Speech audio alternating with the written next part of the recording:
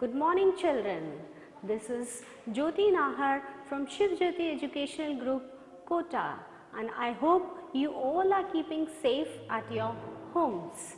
I welcome you all to the video lecture of science, and the chapter that we are going to take today is chapter number 12, electricity and circuits. So children, open your books to page number 168. So children, today we will be doing chapter number 12, that is electricity and circuits. The main topics that we are going to cover in this chapter is electric current, in an internal structure of an electric cell, internal structure of an electric torch, and how to make an electric bulb glow, how to make an electric circuit, how to construct an electric switch, and the differences between an electric conductor and an insulator. Half of the topics, that is topic 1, 2, 3 and 4, we are going to cover in video part 1. That is, today we will be doing about electric current, internal structure of electric cell, internal structure of an electric torch, and the rest of the topics, that is the remaining chapter, we will be covering up in the next video, that is video part 2. So students, let us start with video part 1, that is electricity and circuits. Now you all know that electricity, it plays a vital role in our life. Without electricity, you cannot imagine even a day without electricity. All the appliances which we use in our daily life, they are mostly run by electricity. Your washing machine, TV, computers, all the things, they are run through electricity. You are able to see me because of electric light, the light which is glowing due to the electricity. So electricity, it is a very important, plays a very important role in our lives. Electricity is, what is electricity now? Electricity means the electric current that is flowing in the wires. This electric current is converted into any other form of energy, sometimes in the form of light energy, sometimes in the form of heat energy, and that is used by us. So children, now we will be starting.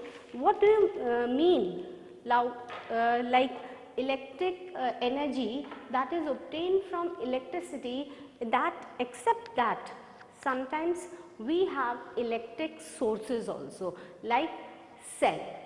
What is a cell? You can see this. This is a cell. What is this used to?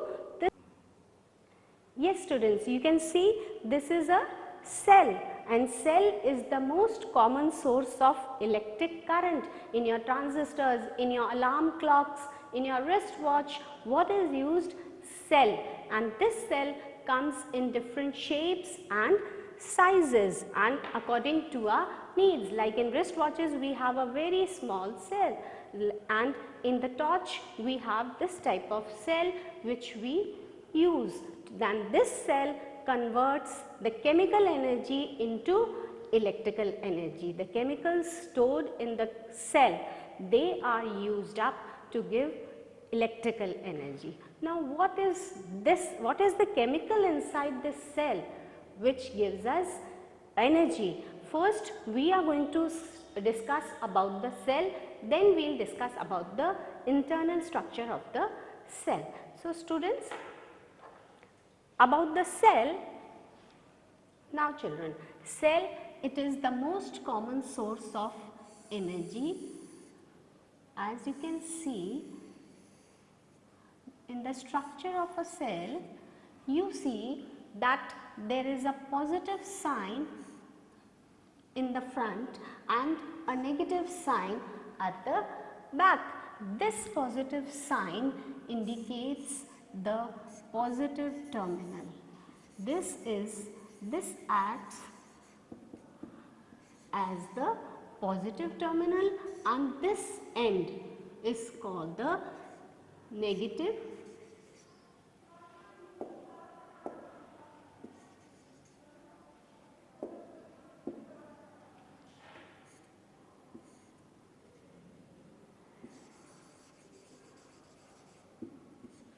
This is the negative terminal of the cell, and when we pass electric current through it, the electric current passes from the positive end to the negative terminal. Now sometimes we wrongly call it a battery, but this is exactly not a battery. A battery is formed when we combine two or more electric cells so that the positive terminal of one cell, like this. Here we have the positive terminal and this is the negative terminal. The other cell is connected in such a way that the positive end of the second cell is connected to the negative end of first cell, and this combination forms a battery. We usually call a cell a battery, but this is not correct. This is a cell, and when two or more cells they are attached to one another, we call it a battery. Okay students, and each cell, whether it is small or big, it has a positive terminal and a negative terminal. Now what is that inside the cell which gives us energy? What are the chemicals which are stored inside the cell? Now let us understand it in a better way.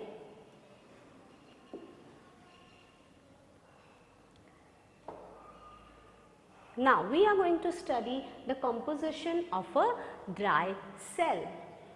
Yes children, what we are going to do is, we are going to take a cell, a pencil cell we have taken, and what we are going to take a bisecting blade. With the help of this bisecting blade, here we have a bisecting blade. With the help of this blade, we are going to remove the plastic cover which is on the cell. Here you can see the positive terminal and the negative terminal of the cell too. When we bisect this plastic cover, the plastic cover opens out, and what do you get inside this plastic cover? You can see a cylindrical metal case. This metal case is made of a metal zinc, and it has the positive terminal and the negative terminal. They are exposed when the plastic cover is put. This positive terminal, this cap acts as positive terminal, and the metal disc at the below this cylindrical metal case acts as negative terminal. Now with the help of this bisecting blade, again we are going to open this cell. We cut this metal case, and what do we find inside this metal case? We have a thick paste of ammonium chloride. This thick paste of ammonium chloride is there, and in this there is a cardboard which contains a mixture of manganese dioxide. If we cut this cardboard again, we have in the inside we have a powdered mixture of manganese dioxide and carbon powder, and this cardboard inside which manganese powder and carbon is present, carbon particles are there. This cardboard is porous, and the chemical reaction between this manganese dioxide and the ammonium chloride, which is lined with the metal case, the reaction takes place and gives energy. Inside this, when we remove this powdered mixture, what do we get inside? We get a rod, a carbon rod, which is placed at the center of the cell, and this carbon rod is attached to the positive terminal, which is the metal cap of the cell. This carbon rod is attached to that, and this acts as the positive terminal of the cell. So children, we have studied about the internal structure of the cell. Now you are able to understand what is inside the cell that is giving us electricity. the chemical energy which is stored inside the cell, the chemical reaction between manganese dioxide and ammonium chloride takes place, and which that converts the chemical energy into electrical energy. And as we insert this cell inside the torch starts glowing. Here, yes, here you can see, children, I have a torch. Here I have a slide button in the torch. Here you can see the slide button. As I turn the slide button on, you are able to see the light in the torch. As I slide the button off, the light is off, and this is because of the cells that are present inside the torch. When you insert the cells in the torch, here you can see that I have inserted a cell. This cell, when it is inserted in the torch, when I put the cells in the torch and as I slide the button, the light starts glowing. The bulb in the torch, it starts glowing, and as I switch off the button, the light is off. Now, what is the working of this torch? How is this torch working? Let us understand this. Here you have the internal structure or the internal construction of an electric torch. The first thing that we have here is this plastic case. This plastic case is to provide insulation so that when we are handling the torch, we do not get electric shock. This red one is the plastic cover and it acts as an insulator. And what is insulator? We will study about it later. Then we have two cells where the positive terminal of one is connected to the negative terminal of the other. As I showed in the batteries, children, the same way here we have two cells. The positive end of one is connected to the negative end of the second cell, and the other part which we have is a slider to switch the torch on or off. Just now I showed to you in the torch we have a slider button. This is the slide switch which is used to turn on and off the torch. Then we have a metal spring. Here at the end of the two cells we have a metal spring. This metal spring is attached so that it completes the circuit. There is a wire which this completes the circuit connect through the switch. As the switch is turned on, the electric current flows. Now how this is done, we will understand. A reflector so that the light from the torch covers a greater distance. Here you can see a glass-like material which is called the reflector. This reflector is used so that when we on the torch or when the bulb glows, the light of the torch is able to cover a long distance or a greater distance. And then a torch bulb to produce light. Here you can see the torch bulb. When electric current or when the chemicals stored in the cell, they are used up, this electric current flows in the bulb and the bulb starts glowing, emitting light. So this is about the construction of the torch. Now how it works we are going to understand. So children, this is the internal structure of the torch, but here you can see that the slide button is when it is in the off position. There is no contact between these two wires. These two wires are not connected, and when the wires are not connected, current will not flow. As this slide button is shifted to the on position, when we shift this slide button to the on position, what happens? The current, you can see the current flowing from the cells through the slider button, it comes and it flows in the bulb, and this gives the electric current to the bulb. With the help of this current, the electric bulb, it glows out and giving energy or giving out light from the torch. And as the cells, the chemicals, when they are which are present inside the cells, when they are used up completely, the cell it becomes useless and we need to replace new cells in it. So, this was about the working of an electric torch. This is given on page number 170, children. You can see we have done the internal structure of torch and how the torch works when the slider button is pushed on or off. So, children, now what is the construction of cell or bulb, sorry, what is inside the bulb that makes it glow when electric current is passed through it? We are going to do about the electric bulb.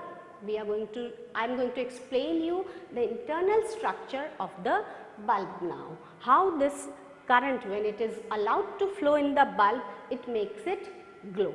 Let us start the internal structure of bulb. Here the bulb has a glass chamber. You must have seen a small bulb which is inserted in a torch. You can see in the torch you have a small bulb inside it. And what is the construction or the internal structure of the bulb? What makes the bulb glow when current flows inside it? The first thing that we have in the bulb, you can see a glass chamber, and this glass chamber is mounted on a metallic cap below it. There is a metallic cap having two knobs, one at the base and one at the side, and then we have a filament. This wire, which is called filament, and this filament is the most important part of the electric bulb. When current is allowed to flow in the filament through these thick wires, here you can see that the filament is attached to two thick wires which give it the support. And how are these two thick wires connected? You can see the two thick wires. One wire is connected to the metallic base, metallic case. The base is connected to one end and the other wire is connected to a small cap at the side of the metallic base. But there is no contact between these two wires. These two wires are left separated, means there should be a distance between these two wires. When we insert this bulb into the holder and when electric current is allowed to pass through this wire, this acts as the positive, one acts as positive terminal and the other one acts as negative terminal, and the current starts flowing from the positive terminal to the negative terminal. And when it passes through the filament, when it comes in the filament, we see that the filament it is heated up and it starts glowing. Now children, this is a simple glass bulb that we use in our houses. Commonly we use this type of glass bulb in our houses, and the construction of this glass bulb is somewhat similar to a torch bulb that I explained you just now. Here you can see that we have a glass chamber. This is the metal cap. These are the wires, the two thick wires through which electric current is allowed to flow, and this is the prominent part of our electric bulb, that is called filament. Filament is the most important part of our bulb. Only this wire is made of tungsten. It has a very high melting point. When current is allowed to flow through the filament, it is heated up and it starts glowing, which emits light through the bulb. Nice. Now here children, you can see that the main part filament is here mounted on with the help of two thick wires.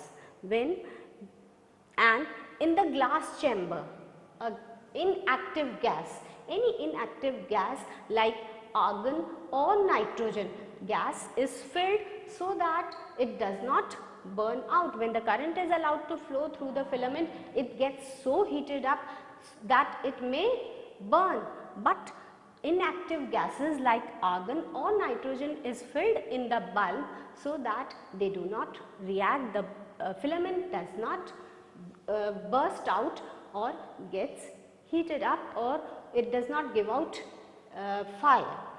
So here you can see when we pass the current through the electric wires, the two thick wires, the filament glows out and thus making the bulb emit light. In this way we are converting electrical energy into light energy. So this was the internal structure about the bulb, students.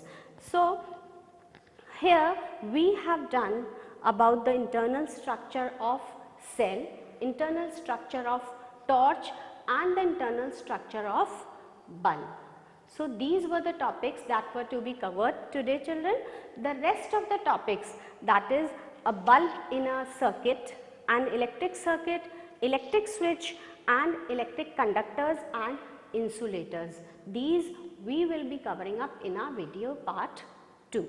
So students, go through the chapter thoroughly and have a look at the construction of the torch and cell. You may have them at home. Thank you children.